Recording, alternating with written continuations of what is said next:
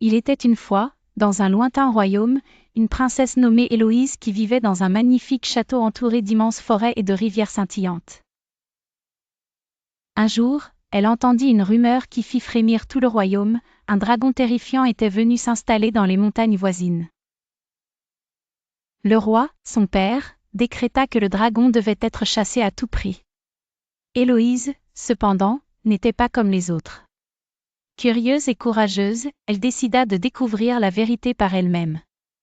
Armée de sa seule détermination, elle se lança à l'aventure vers les montagnes.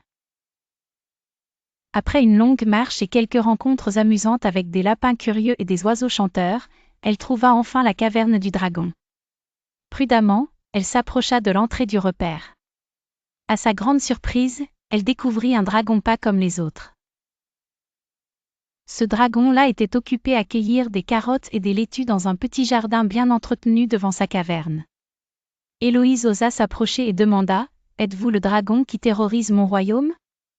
Le dragon, l'air déconcerté, leva les yeux vers elle et répondit : « Moi ?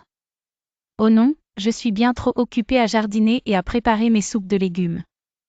Les humains ont toujours pensé que nous, les dragons, étions effrayants, mais je n'aime guère manger autre chose que des légumes. » Héloïse et le dragon se mirent à discuter longuement.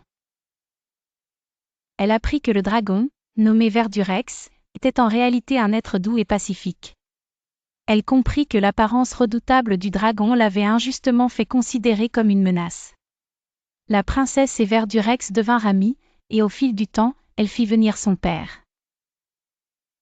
Les habitants du royaume rencontrèrent le dragon. Grâce à l'ouverture d'esprit et à la bravoure d'Héloïse, le royaume découvrit un nouvel ami bienveillant.